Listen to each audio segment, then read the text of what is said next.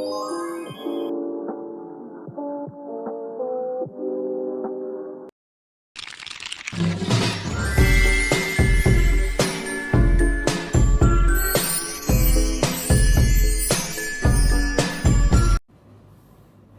semuanya, perkenalkan nama saya Okteda Manulang dengan NIM 2311016072.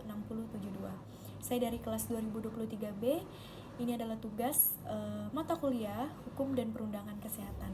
Jadi di sini saya mendapatkan Undang-Undang Nomor 36 Tahun 2009. Pasalnya yang ketujuh dengan bunyi, setiap orang berhak untuk mendapatkan informasi dan edukasi tentang kesehatan yang seimbang dan bertanggung jawab.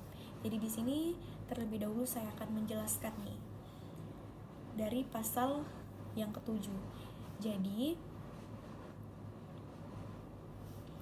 pasal yang ketujuh Undang-Undang Nomor 36 Tahun 2009 itu menegaskan hak setiap orang untuk mendapatkan informasi dan edukasi kesehatan yang seimbang dan juga bertanggung jawab. Jadi penjelasan dari pasal ini itu mencakup beberapa poin. Poin yang pertama yaitu hak atas informasi. Jadi setiap individu itu berhak untuk mengetahui informasi kesehatan yang akurat, relevan, termasuk tentang penyakit, pengobatan, dan juga pencegahannya.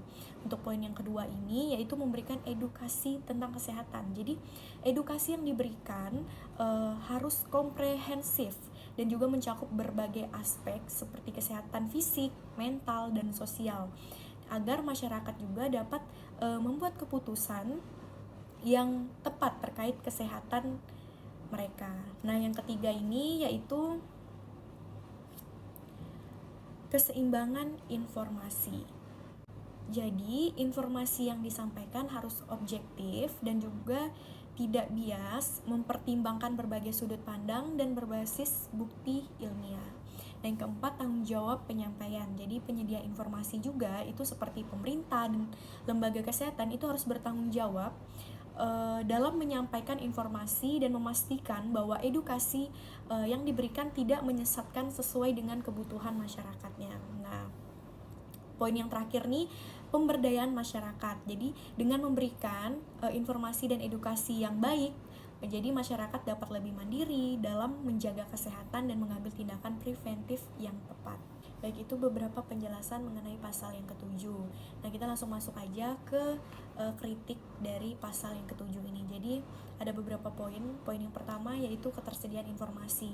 Jadi meskipun ada ketentuan hak untuk informasi, implementasinya seringkali juga tidak merata. Jadi banyak daerah terpencil yang kekurangan akses dari informasi kesehatan yang berkualitas. Nah, yang kedua itu kualitas sumber. Jadi sumber informasi yang tidak konsisten dan juga kadang tidak dapat dipertanggungjawabkan. Jadi itu dapat mengakibatkan penyebaran informasi yang salah atau menyesatkan di masyarakat. Nah, yang ketiga itu literasi kesehatannya.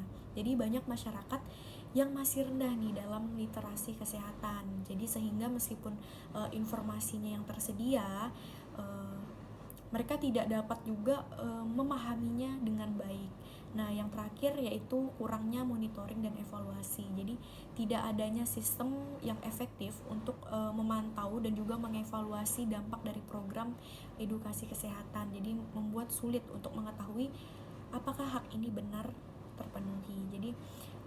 Jadi kritik-kritik ini juga menunjukkan perlunya perhatian lebih untuk memastikan bahwa hak setiap individu itu untuk mendapatkan informasi dan edukasi kesehatan juga dapat terlaksana secara efektif dan juga merata. Baik, ini yang terakhir yaitu saran dari pasal yang ketujuh Undang-Undang Nomor 36 Tahun 2009. Jadi yang pertama itu melakukan penyuluhan teratur. Jadi adakan program penyuluhan kesehatan secara rutin di masyarakat dan juga melibatkan tenaga kesehatan di organisasi non-pemerintah.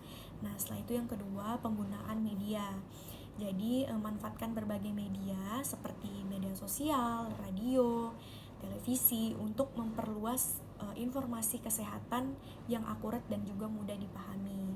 Dan yang ketiga itu pelatihan tenaga kesehatan. Jadi berikan pelatihan kepada tenaga kesehatan agar mereka mampu menyampaikan informasi dan edukasi dengan cara yang menarik dan juga efektif. Dan yang keempat itu melakukan sumber informasi terpercaya. Jadi kembangkan portal informasi kesehatan yang dapat diakses masyarakat, berisi informasi yang valid dan berbasis bukti. Dan yang kelima itu partisipasi masyarakat. Jadi libatkan masyarakat dalam pembuatan materi edukasi agar sesuai dengan kebutuhan dan konteks lokal. Dan yang terakhir yaitu evaluasi dan umpan balik. Jadi di sini lakukan evaluasi secara berkala terhadap program edukasi yang dijalankan untuk memastikan nih efektifnya dan perbaiki berdasarkan umpan balik dari masyarakat. Baik, sekian penjelasan saya mengenai Undang-Undang Nomor 36 Tahun 2009 pasalnya yang ke-7. Sekian, terima kasih. Bye-bye.